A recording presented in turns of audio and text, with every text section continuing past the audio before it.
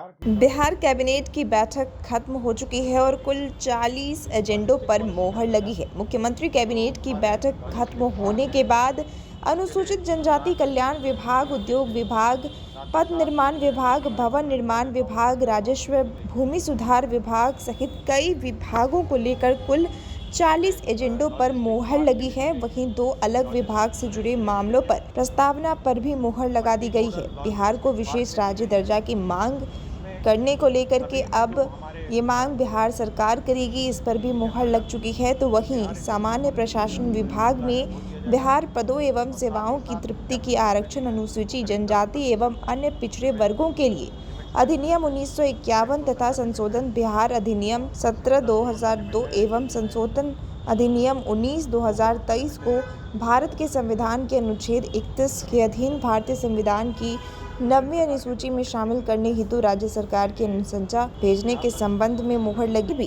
कई चीजों को लेकर मोहर लगाई गई है, सुनिए।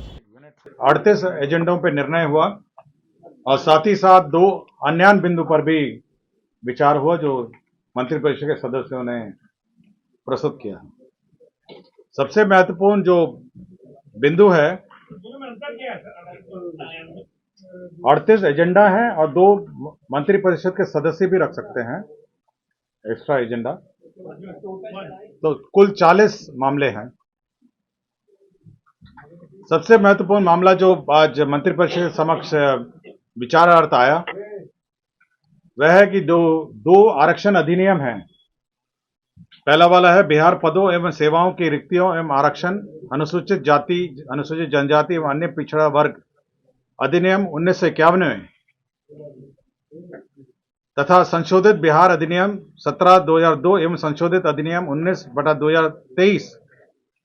साथ ही साथ जो शैक्षणिक संस्थाओं का भी 2023 में जो आरक्षण अधिनियम है, इन दोनों को भारत के संविधान 9वीं सूची में शामिल करने हेतु राज्य सरकार की अनुशंसा भेजने का निर्णय हुआ।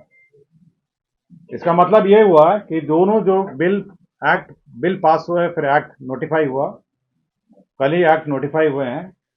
इन दोनों एक्ट को भारतीय संविधान के 9वीं सूची 9th शेड्यूल में इसको शामिल करने के लिए राज्य सरकार ने यह निर्णय लिया कि भारत सरकार को इसको भेजा जाए।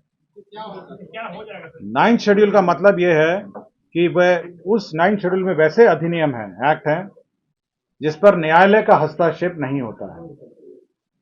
उदाहरण स्वरूप जो आरक्षण का अधिनियम है, जो तमिलनाडु सरकार का अपना अधिनियम है, वह 50% से ऊपर का आरक्षण है, जो 9th शेड्यूल में वह अंकित है 1994 में।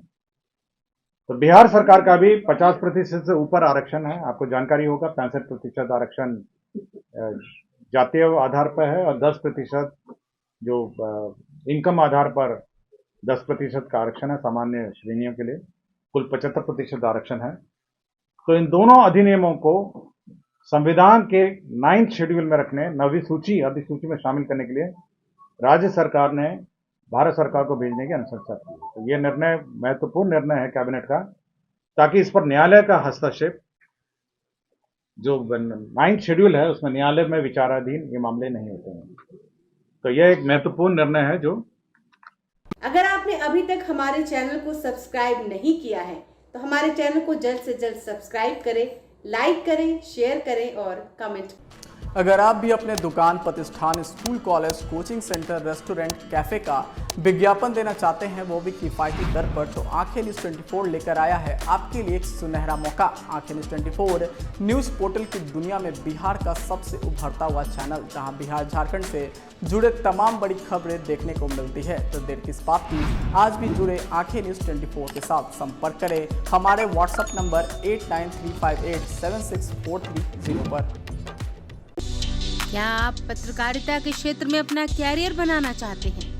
तो आज ही royal Ashoka institute of mass communication and journalism में अपनी जगह सुनिश्चित करें।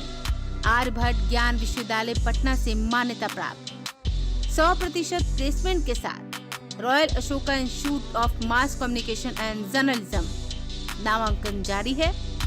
हमारा पता है DS/16 गायत्री मंदिर के समीप, कंकड़बाग, पटना 8,20,000। आप हमें संपर्क भी कर सकते हैं। हमारा मोबाइल नंबर है 9955456126।